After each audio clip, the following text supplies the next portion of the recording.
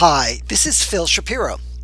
So I've been thinking about what it might be like if there was a co-working space within a public library, a section of the library that was set aside for people to come and work, and that it might have different hours than the actual library hours, that the hours might be extended um, because this space has an exterior door. So I've assembled some ideas here. I don't know whether this is feasible or not feasible, but I felt I just needed to share the ideas to spark conversations on this topic.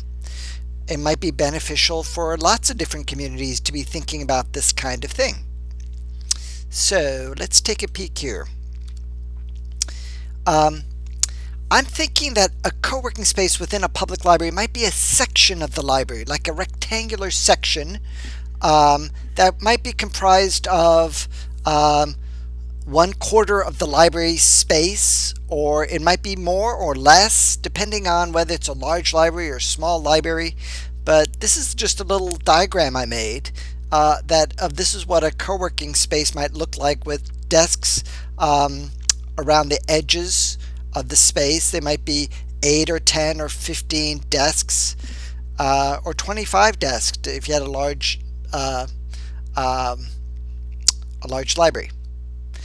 The co-working space would have an exterior door so that when the library is closed, the co-working space might still be open. So, for example, the co-working space might be open from 8 a.m. in the morning until 11 p.m. at night. So that's not typical of any public library that's open 8 a.m. to 11. But if you had a co-working space that was separate from the library, then there would be some staff members there. And of course, you have to fund the staff members, but there might also be volunteers, a combination staff and volunteer. So anyway, this is what I'm visualizing in my mind. What kind of tools would you find within the co-working space? So I can think of different computers set up. There might be graphic design stations with software like GIMP, Inkscape, Krita, and Blender. These are all open source free programs that people could use at the library, gain proficiency, and then use at home also for free, so that it creates a digitally inclusive community. For video editing, OpenShot is really nice. Version 2.0. It works on Linux, Mac, and Windows, and it's a very excellent, basic, but quite feature-rich video editing program. Then there's animation programs. Blender is both 3D and 2D kind of animations. There's the software called OpenTunes, which in March of 2016 was announced to be, they have an open source version. This used to be a commercial product. It's really exciting and excellent. There's audio recording and editing software like Audacity. And then within the co-working space, I kind of visualize that there might be 1 or 2 or 3 or maybe even 5 small video booths for recording YouTube videos. So there's a camcorder set up. Some of these would be self-service. Some you could hire a teenager to come in and do the camera work. I'm also thinking of a screencasting station, because right now I'm doing screencasting on this Linux laptop. So I'm doing screencasting, and wouldn't it be cool to do screencasting within like a soundproof booth, or at least semi-soundproof booth? And gain skill at doing that, skill and confidence, and then the same skill and confidence can be taken to another setting. It might be at your home or your job or at a friend's house or whatever. I'm thinking there might be lots of scanners in a co-working space, so that one of the ways of funding the co-working space might be that if there's a community member who wants to scan 500 or 1,000 photos from their family, that they could hire the co-working space to do that for them. And then if you had 8 scanners, you could charge a pretty reasonable fee, get it all done within a day, and that might also fund the people who can't afford to be using the co-working space. So let's move on to some of those ideas that I'm thinking about. So I'm thinking that a co-working space, it might be fee-based with some accommodations to those who cannot afford to pay. So there might be a monthly fee to use the co-working space, kind of like a permit, $30 per month per person, which is works out to $1 a day. It's very, very affordable. That's just one possibility. Of course, you would need to have sufficient number of people in a community devoted to using the space, and you don't want too many and you don't want too few.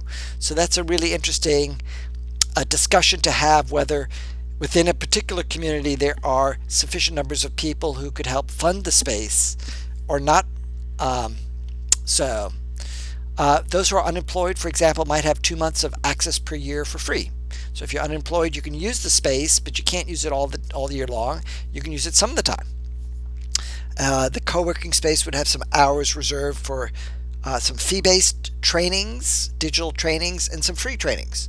So a little of both makes sense in my mind. And some people could earn their way into the co-working space. So if you're unemployed, you might do, for example, some scanning or some video editing if you develop your video editing skills, some graphic design or simple website building. I'm thinking of something like Google Sites or some of the other browser-based web page building, or even WordPress skills, which is WordPress is open source and is excellent software. And so, or you might be helping somebody set up a shopping cart. So you might be helping somebody else in the community do some entrepreneurial kind of work. So I put together this slide. This is maybe a different way of thinking about the library. So traditionally we think about the library as a place for books and magazines, but I think there might be a benefit of thinking of the library as a place of community uplift. And if it's a place of community uplift, it can't do that if all library services are free at all times. So I think we are called as community members and as library staff to think about what's the best use of the library space. It's a common space, and maybe we need to think of some mixed uses so that some parts of the library are used for traditional kind of open access, totally free, and some are used for fee-based stuff. I think the fee-based stuff would bring benefit to even the people who are not using it, because it's creating uplift that is going to help support the tax base that supports the library. So my current perspective, and it's always changing, is that those who insist that library services must be free are limiting the uplift that could occur within the library space. So that's something to think about, that when people insist library services must be free, their perspective is a good perspective, but it may not be the best perspective for the current day. So it's good to think about that, talk about that. And the forward direction for any library needs to be always chosen very thoughtfully, which means you must have a lot of doubt. Wisdom comes from doubt, a lot of conversations, and I made this presentation itself here using this software called Simple Screen Recorder, and it's on I did it on a laptop using Ubuntu Linux. It looks rather nice, as you can see.